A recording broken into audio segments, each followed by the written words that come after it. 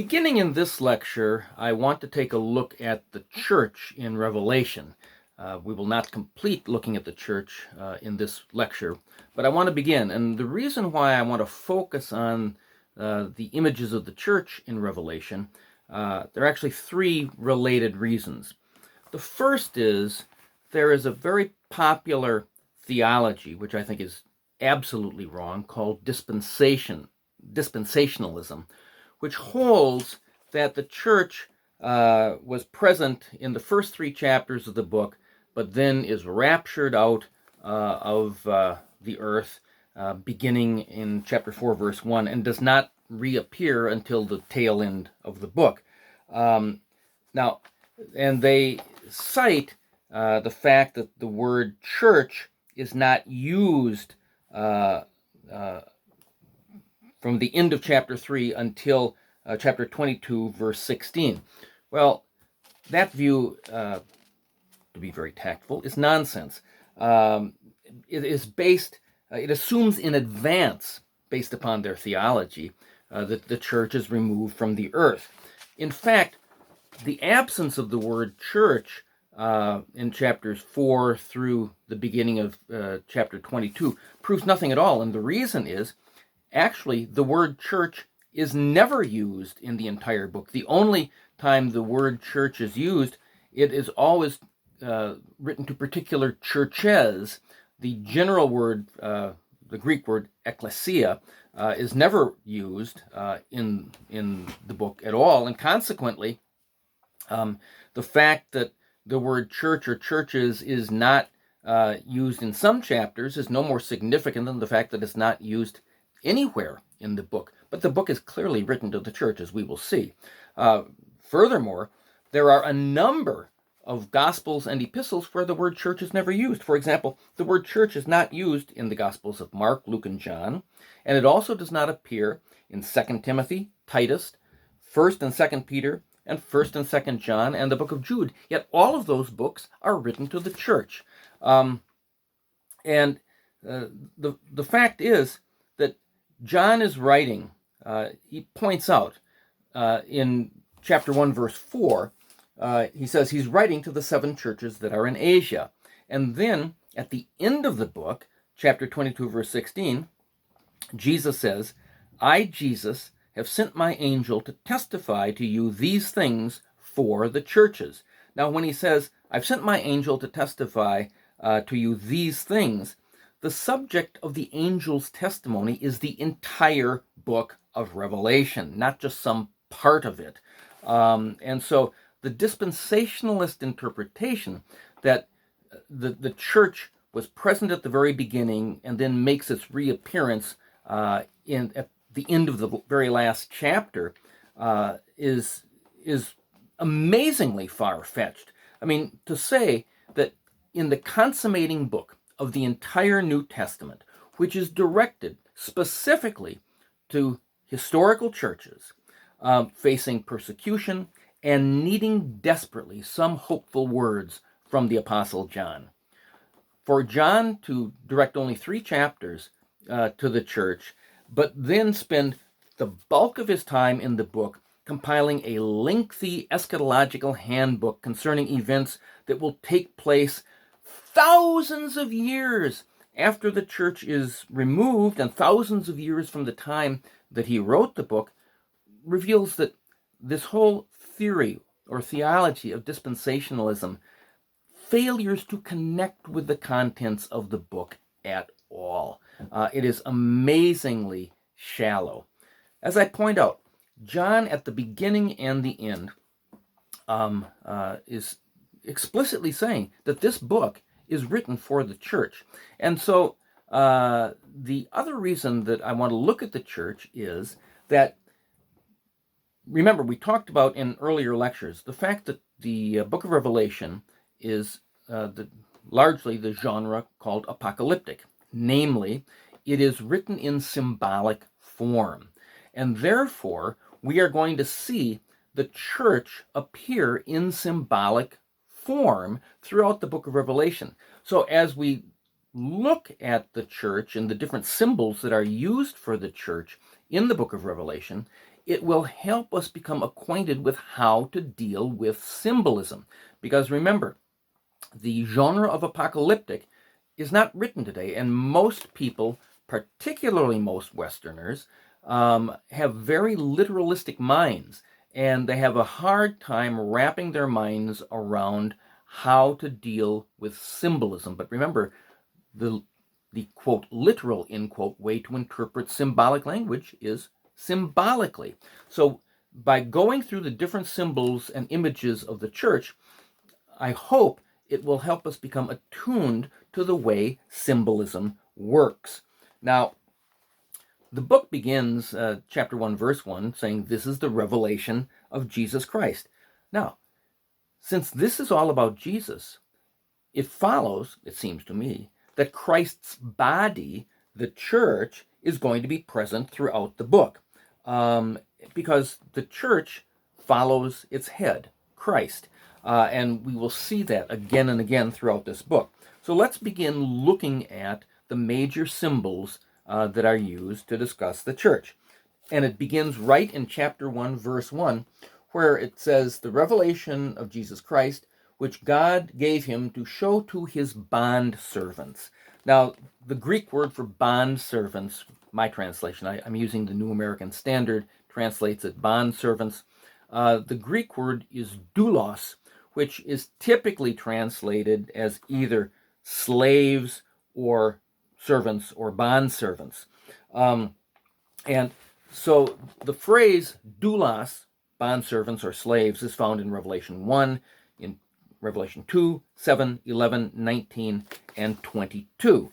Now, every time that word is used in Revelation, except in chapter 15, verse 3, where it is explicitly used of Moses, every other time it undeniably refers to Christians, in other words, to the church. In fact, every time the term doulos, or slave, bondservant, is applied in the New Testament to people living after Jesus' resurrection, it applies to Christians, not Jews. And so we see, again, the term, he doesn't specifically use the word church, but the term he does use, doulos, slave or bondservant, always is applied to Christians, namely the church. Secondly, Revelation 2 and chapter 3 are specifically Jesus' 7 messages to the 7 churches in Asia. Now, these were 7 real historical churches in the Roman province of Asia, which I believe I mentioned in a previous lecture, is today the western half of modern-day Turkey. Now, as we're going to see, these 7 letters show that the church is the true spiritual Israel of God. And we see that in Revelation 2 verse 9 and 3 verse 9, where where Jesus, because these are the words of Jesus and throughout these 2 chapters, where he distinguishes, quote, "those who say they are Jews and are not, but are a synagogue of Satan." In other words, he's talking about there are people in the churches who are outwardly physical Jews. In other words, they're literal Israel, but they are not true Jews. In other words, they are not true spiritual Israel. And so we see, now there's another aspect, and we're going to talk more about the use of Jewish phraseology to designate the church. For example, right at the beginning, again, in chapter 1, verse 6, John says, "He has made us to be a kingdom, priests to his God and Father. To him be the glory and the dominion forever and ever." Now, when he says he's made us to be, and us, of course, is referring to Christians, made us to be a kingdom and priests, that is language that comes from Exodus chapter 19, verses 5 and 6. And that language had originally applied to Old Testament Israel. In fact, the Apostle Peter in 1 Peter chapter 2, verse 9, chapter 2, verses 5 and 9, uses the same kind of language. In 1 Peter 2, verse 5, he says, "You also, as living stones, are being built up as a spiritual house for a holy priesthood, to offer up spiritual sacrifices acceptable to God through Jesus Christ." And in verse 9, Peter goes on to say, "But you are a chosen race, a royal priesthood, a holy nation, a people for God's own possession." Those are all statements from the Old Testament that had originally applied to Old Testament Israel. And notice that what Peter's doing, he's doing the same thing that John is doing in Revelation. Namely, he's using Old Testament language and imagery. In 1 Peter 2, verse 5, he talks about you are being built up as a spiritual house. In other words, you are the true temple for a priesthood to offer spiritual sacrifices, whereas the physical priesthood offered physical sacrifices in Old Testament Israel. But by using these kind of Old Testament terms and reapplying them from Israel to the church, what Peter is saying is what John is saying, namely that the church is the new, true, spiritual Israel. And pardon me. And so we talk about this in great detail in our Ecclesia book on biblical theology, because in that book we show how throughout the New Testament writers take the language, the phrases, the descriptions of Old Testament Israel, and things like the temple and the priesthood and the sacrifices and the festivals, all of these things, and reapply them to the church in the New Testament to show that the church is the new, true, spiritual Israel. And so John is doing that here in the book of Revelation, taking this Old Testament language symbolically to show that we, the church, are the fulfillment, the consummation of what Old Testament Israel was really all about from the very beginning. Now, to go back to Revelation 2 and 3, the so-called seven letters to the seven churches. The seven churches, yes, they were real historical churches in the Roman province of Asia, but they are representative of the entire church throughout history, regardless of time and place. And we know this for a number of reasons. First, it talks about the seven churches. Now, the number seven, very typically in the Bible, is used to signify fullness or completeness. So the use of the word the number seven churches signifies the universal church. But there's more, because we know in some languages such as Swahili and others, they do not have what is called the definite article. In English, the word the. But both Greek and English have the definite article, the. And John uses that here. He says, the seven churches. And yet we know from history that there were far more than seven churches in the Roman province of Asia at the time John wrote. And therefore, he's saying, he's using the seven to signify the full, the complete, the entire universal church. And so the seven churches, what he says here, has universal applicability. And so the messages that Jesus gives us in Revelation 2 and 3 apply to all churches at all times.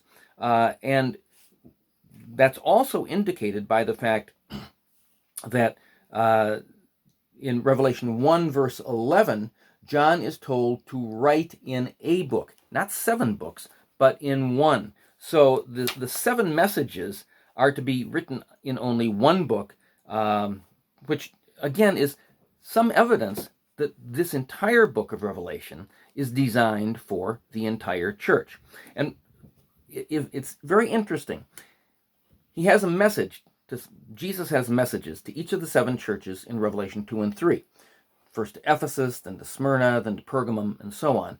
But at the end of each of his messages, he says, for example, Revelation 2, verse 7, at the end of the message to the church in Ephesus, Jesus says, "He who has an ear, let him hear what the Spirit says to the churches." In other words, not just to the church in Ephesus, but to all the churches. In other words, these messages were directed to individual churches, but they have different statements, things that Jesus commends and things that Jesus condemns. And all of these things are applicable in different times and places to all the churches throughout the world. And finally, we know that the 7 churches are representative of all the churches throughout history because, as I mentioned in a previous lecture, we see a pattern of repetition in the book. Various promises are made to the churches in chapters 1, 2, and 3.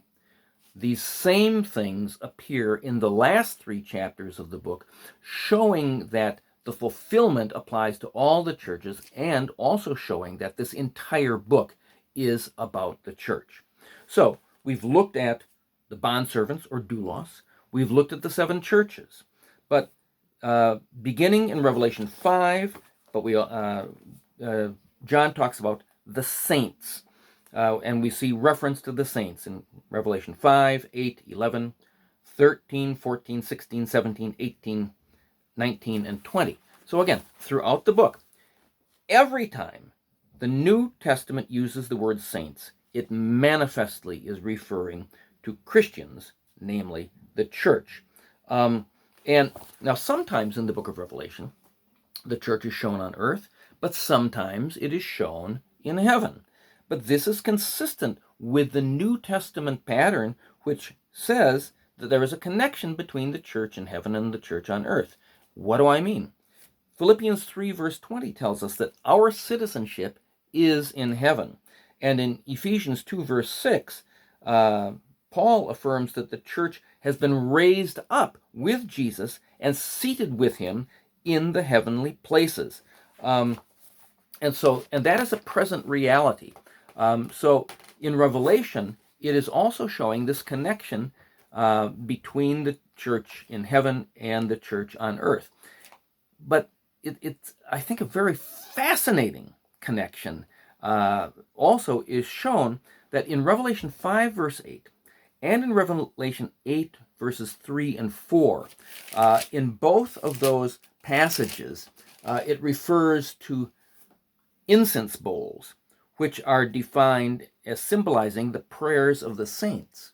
But in Revelation 8, verse 5, an angel fills the incense bowl with fire from the altar of heaven and throws it to the earth. This is powerful imagery, and what's it telling us?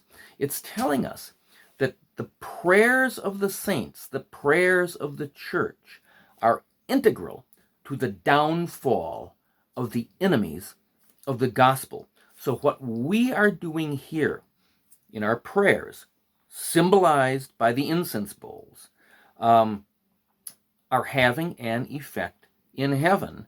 And then those same incense bowls will be filled with the fire from heaven, which God will cast onto the earth to destroy the enemies of the gospel.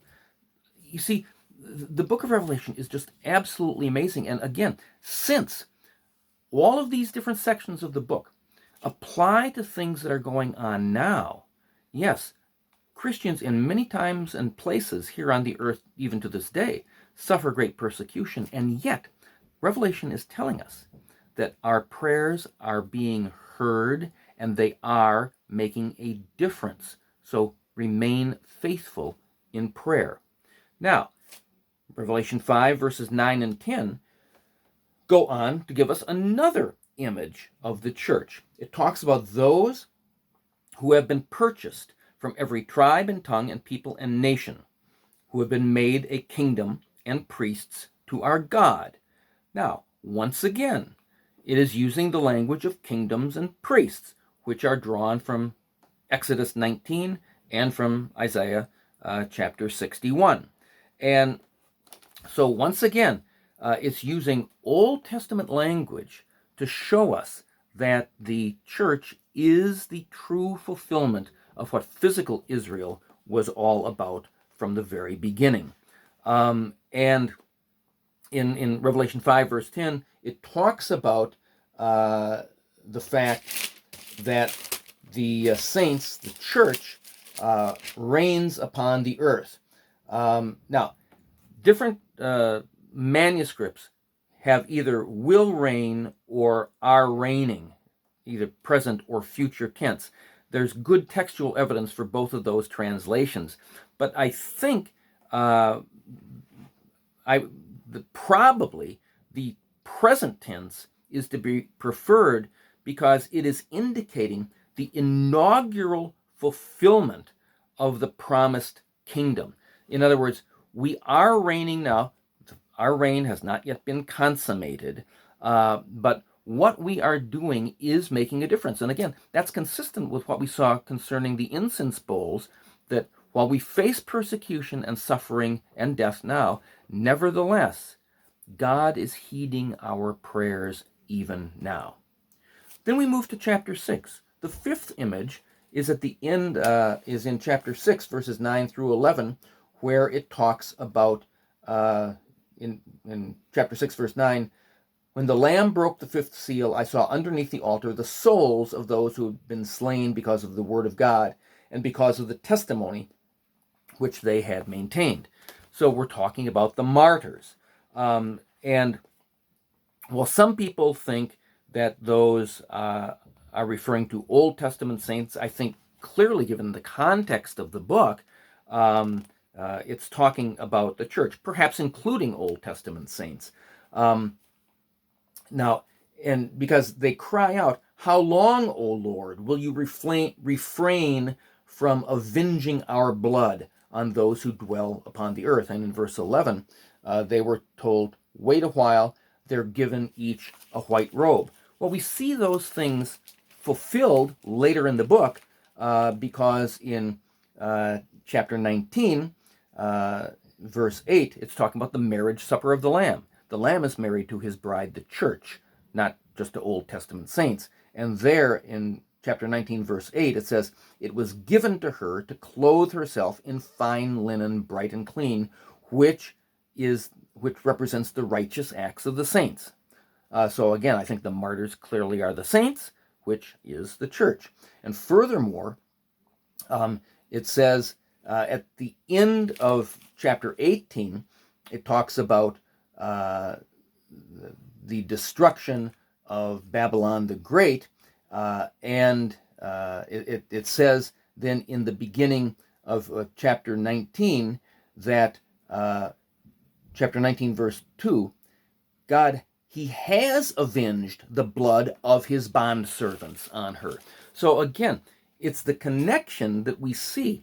I mentioned in an earlier lecture these intertext connections. So we see in chapter 6, the martyrs are calling out, "How long until you avenge our blood?" That is explicitly told at the beginning of chapter 19, that the blood of the bondservants, which we've already seen is a reference to the church, has been avenged.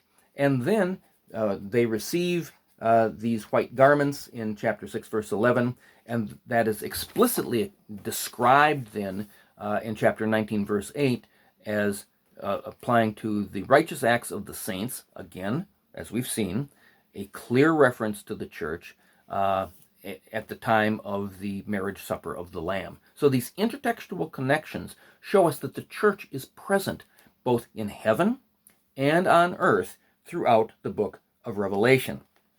I think at this point I'm going to stop this lecture, but we're going to go on probably in the next 2 lectures to continue to look at the different images and figures that John uses to describe the church through Revelation. And I hope that as we're going through this, number one, it will be helpful as you watch this lecture to have your Bible to see these intertextual connections, because my hope is that you will see that this is symbolic language He doesn't use the word church, but we're seeing in different ways slaves or bondservants, martyrs, those who are purchased from the earth, and so on and so forth, the saints, that these are different ways of describing the church.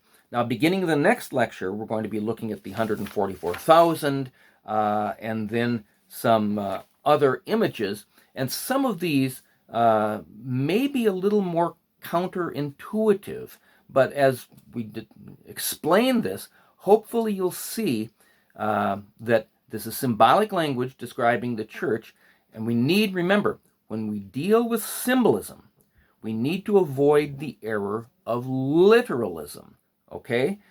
We will see this as we look at some of these other images of the church in the upcoming lectures.